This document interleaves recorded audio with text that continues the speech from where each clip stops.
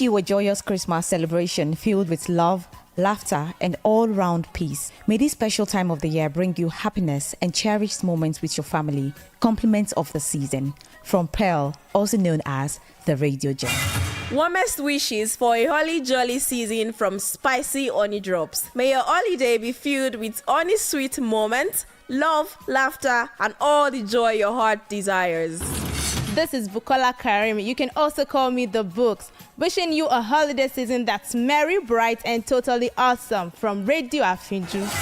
Season greetings to our viewers and listeners. I hope the season brings you goodness, love, joy, and happiness and the goodness of the earth. My name is Awoyali Tulope, also known as Tiana. Wherever you're listening or watching Radio Afinju, the time is 3 p.m. Ẹ bá mi pè o, kí lorúkọ rẹ̀? Rédíò Àfínjú, gbogbo èèyàn ló ń gbọ́ Àfínjú, gbogbo èèyàn ló ń wo Àfínjú. Lórí WhatsApp Àfínjú, Instagram Àfínjú, Facebook Àfínjú, lórí X Àfínjú, lórí YouTube Àfínjú, lórí TikTok Àfínjú, kí lorúkọ rẹ̀? Àfínjú, ẹ bá mi pè o.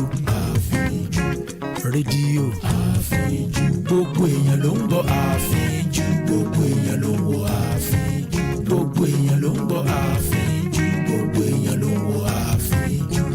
Rédíò Àfínjú, rédíò Àfínjú, rédíò Àfínjú.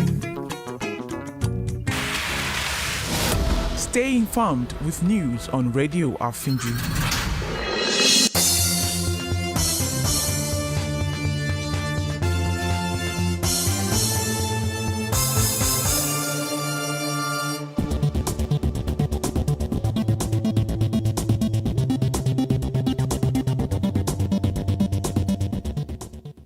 First, a look at the highlights. Syrup urges Tinubu, Shettima, others to publish assets. Chad holds parliamentary election likely to cement president's grip on power. 3 dead in suspected Christmas cake poisoning. Compliments of the season and welcome to the World News on Radio Afinju. My name is Pearl Durotoye. The news in detail.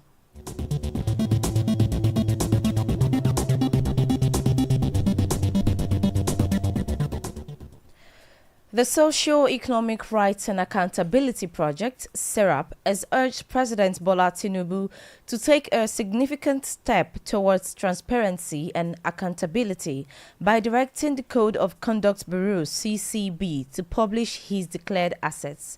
This move, the group said, is aimed at promoting transparency and accountability in government. They also encouraged Vice President Kashim Shettima, ministers, state governors, and National Assembly leaders to follow suit. Serap commended President Tinubu for his recent statement indicating that he might request the CCB to release its assets. However, the organization is urging the president to act swiftly as consideration alone is not enough. The issue of secrecy surrounding asset declarations by public officials is a major concern as it enables corruption across all levels of government. Serap stressed the urgency of enforcing the ruling to reduce corruption and ensure public funds are used for essential services. Ultimately, Serap hopes that President Tinubu's leadership will set a precedent for transparency and accountability across all levels of government.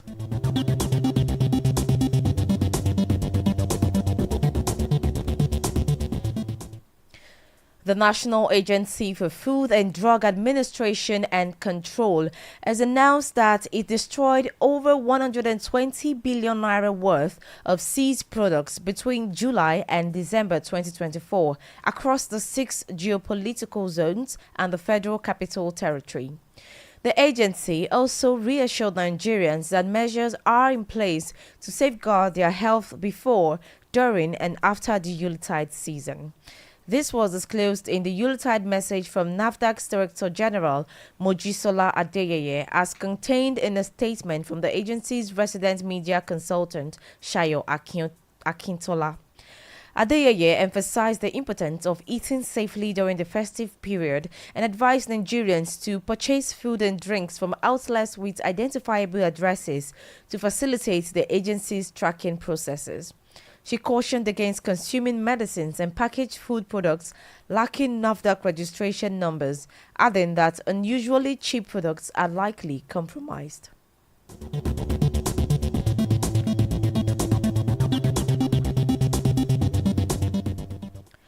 The Ahmadu Bello University Teaching University, Abuth Zaria, is set to commence kidney transplant surgeries in 2025 towards bringing relief to patients with kidney failure and reversing medical tourism. Chief Medical Director of the hospital, Ahmed Umdagas, made this known in an interview with newsmen earlier today in Zaria. Umdaga said the Urology Center of Excellence would be ready by the first quarter of 2025 to offer high-quality urology services. He added that aside from the Urology Center, there would also be an amenity wing that can take any class of patients. According to him, the amenity wing will have a single bedroom, a room and parlor for the affluent patients, stressing that Abuth was determined to offer global best services.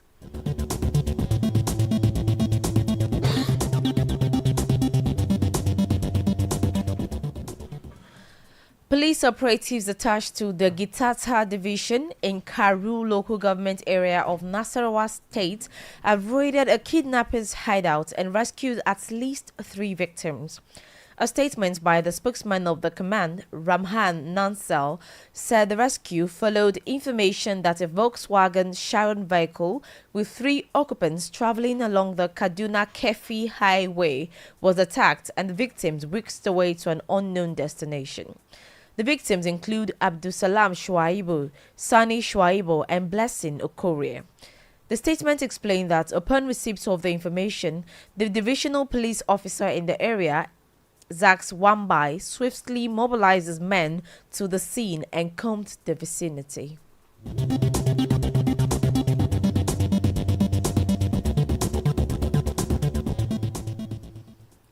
Away from Nigeria, Chadians are voting in a parliamentary election boycotted by the opposition that will likely consolidate President Mahamat Debi's power and complete the oil-producing nation's transition towards constitutional rule.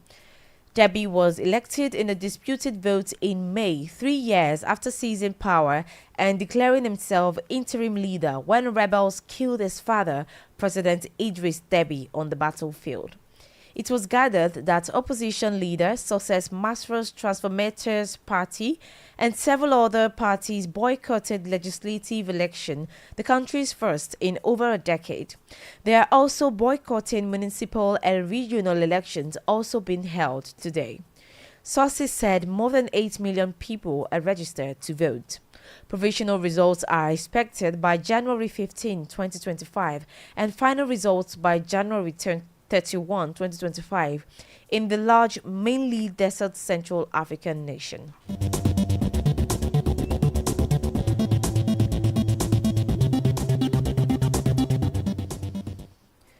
In Asia, South Korea's National Fire Agency said at least 177 people have been killed when a passenger plane caught fire after skidding off a runway and crashing at an airport in South Korea's Muan city.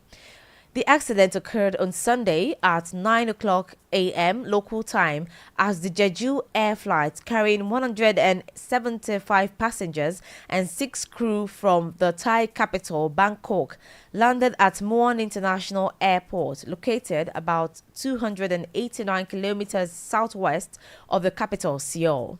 The National Fire Agency confirmed that 177 people, that is 84 women, 82 men and 11 others whose genders were not immediately identifiable have been killed, and 2 people have been rescued, both crew members.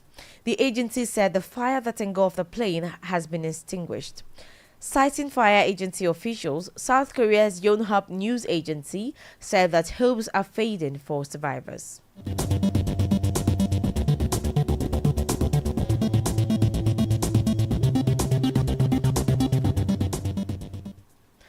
North Korean leader Kim Jong-un held a key policy-setting meeting of the country's ruling party ahead of the new year.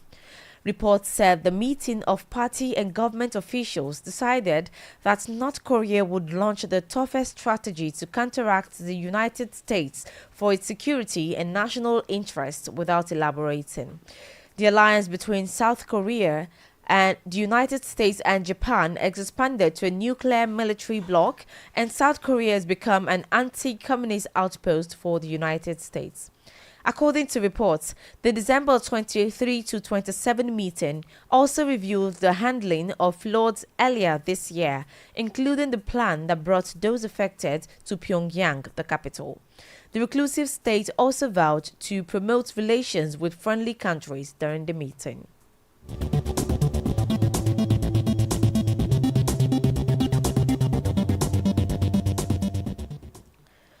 In the United Kingdom, the French Coast Guard says 3 people have died attempting to cross the English Channel in a small boat in the morning.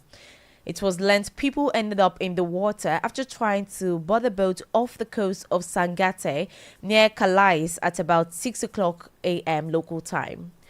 The 3 later declared dead were recovered from the water by helicopter, while a further 45 were given treatment on the beach, many suffering from hypothermia, while 4 persons were taken to the hospital. It has been the deadliest year on record for channel crossings. The Home Office confirmed there had been an incident in French waters, with French authorities leading the response and investigation. Government figures suggest more than 36,000 people have crossed the channel in small boats so far this year, surpassing the 2023 total of 29,437.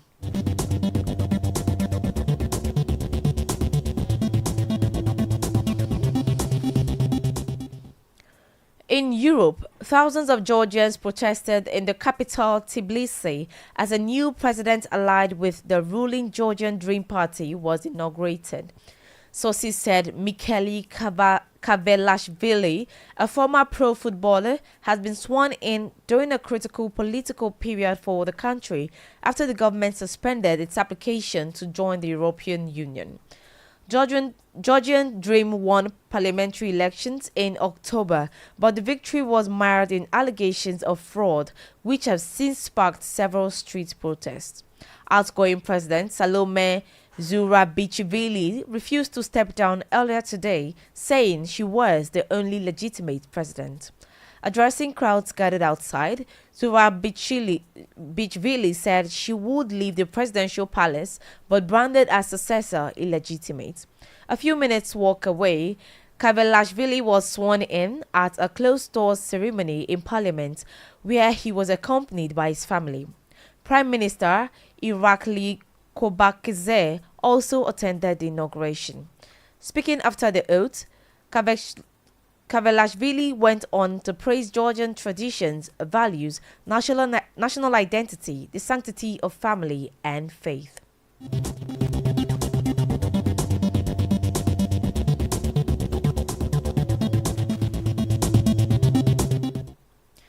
Croats are voting to elect a new president in a race that incumbent President Zoran Milanovic is leading in the polls. Around 3.8 million Croats are eligible to cast votes for one of the 8 candidates, 3 of whom are women, ranging from the left to the right of the political spectrum. The post of president is mostly ceremonial. Milanovic, the opposition Socialist Democrats candidate, is running for a second term. His main challenger is Dragan Primorac, a former science minister backed by the governing Croatian Democratic Union (HDZ). Milanovic has led in opinion polls before and after the election campaign. The next in line are two women, independent candidates, Marija Selak Raspudic and Ivana Kekin of the We Can Mozemo leftist Grain political party, who garnered about 10% support each. The election will go to a second round on January 12 if none of the candidates wins a majority.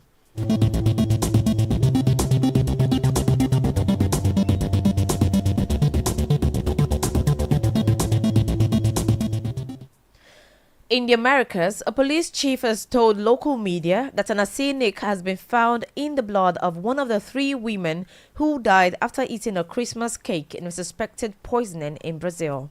The highly toxic substance was also identified in the blood test results of a 10-year-old boy and the woman who made the cake, both of whom is still in the hospital.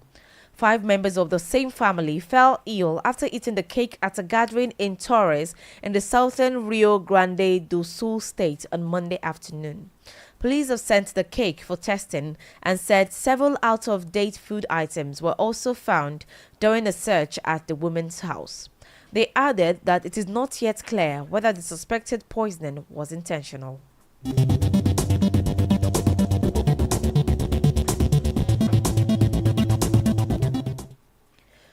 In the Middle East, Israeli residents say Israeli forces carrying out a weeks-long offensive in northern Gaza ordered any residents remaining in Beit Hanun to quit the town, pointing to Palestinian militant rocket fire from the area.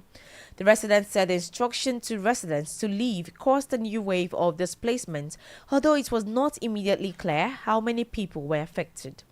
Israel says its almost 3-month-old campaign in northern Gaza is aimed at Hamas militants and preventing them from regrouping. Its instructions to civilians to evacuate are meant to keep them out of harm's way. Palestinian and United Nations officials say no place is safe in Gaza and that evacuations worsen humanitarian conditions of the population.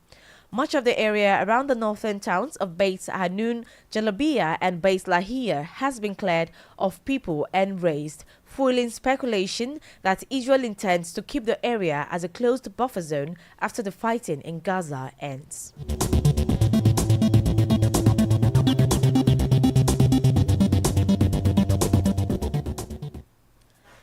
Holding elections in Syria could take up to 4 years, Syria's de facto leader, Ahmed al-Shara, said in remarks to be broadcast later today, the first time he has commented on a possible electoral timetable since Bashar al-Assad was ousted this month. He also said it will take about a year for Syrians to see drastic changes.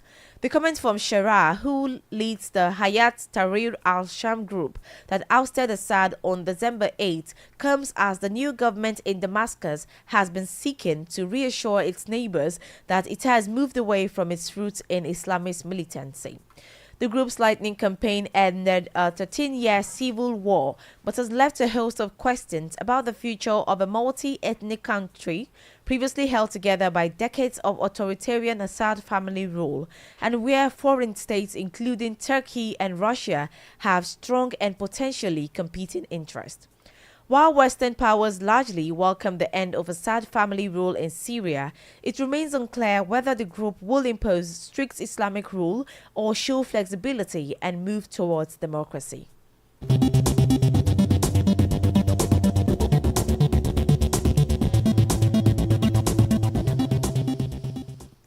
Now talking sports, Ayimba FC, the Nigeria Professional Football League (NPFL) giants, has announced the dismissal of its head coach Yemi Olanrewaju. The club made the announcement through a social media post, thanking the 32-year-old coach for his services and wishing him success in his future endeavors. Olanrewaju, who was appointed 7 months ago following the departure of Finidi George, departs amidst a challenging period for the club. Ayimba are on a 9-match winless streak across all competitions, including 6 consecutive league draws. Their poor run in the CAF Confederations Cup has seen them at the bottom of Group D with just 1 point from 3 matches. The coach's dismissal came 48 hours after a disappointing draw against Plateau United in the NPFL. Ayimba, the league's most successful club, currently sits in 11th position on the table with 23 points from 15 matches.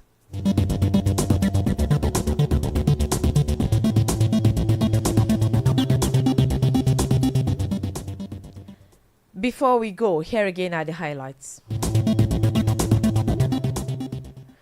The Socio-Economic Rights and Accountability Project has called on President Bola Tinubu to direct the Code of Conduct Bureau to publish its declared assets. Elsewhere, Chadians are voting in a parliamentary election boycotted by the opposition that will likely consolidate President Mahamat Debi's power and complete the oil-producing nation's transition towards constitutional rule.